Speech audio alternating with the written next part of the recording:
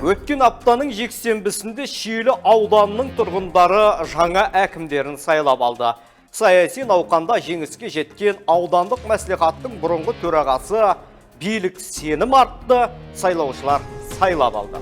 Ауданның қазіргі басшысы Айтбай Жандарбеков 1974 жылы дүниеге келген, Қызылорда политехникалық институтын бухгалтерлік есеп және аудит мамандығы бойынша бітірген. Еңбек жолын 1992 жылы Қазақстанның 30 жылдығы кеңшарында жұмысшы болып бастаған.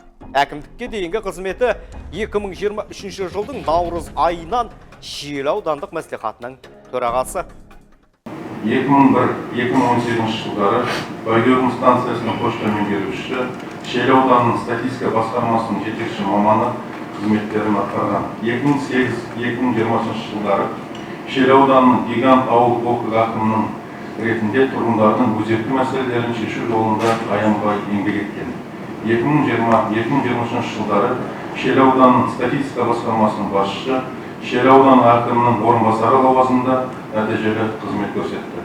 2023 жылдың наурыз айынан бастап Шиелі аудандық мәслихаттың төрағасы қызметін абыроймен атқарып келді.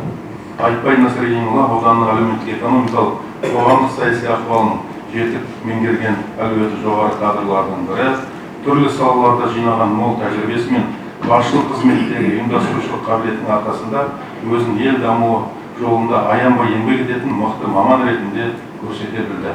Аудан орталығына 200 орындық оқушылар үйі мен 50 орындық өнер мектебінің құрылысы жақын арада басталады. Мемлекет басшысының бастамасымен қолға алынған жайлы мектеп ұлттық жобасы аясында аудан орталығына 900 орындық мектеп құрылысы да жақын күндері басталады.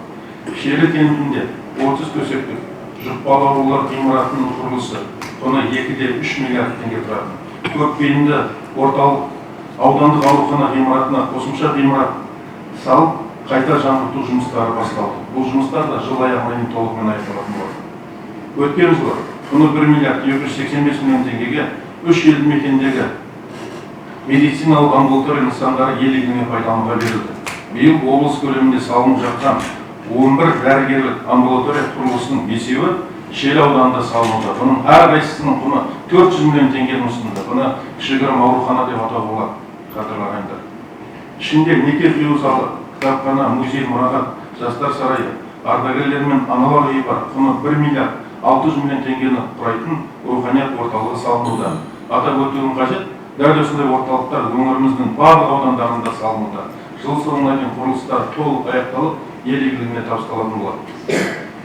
Игі бастамаларды одан әрі жандандыру мақсатында бүгінгі күні жалпы құны 49 миллиард 900 миллион теңгені құрайтын 100 жоба бойынша салалық министрліктермен тиісті жұмыстар жүргізілуде.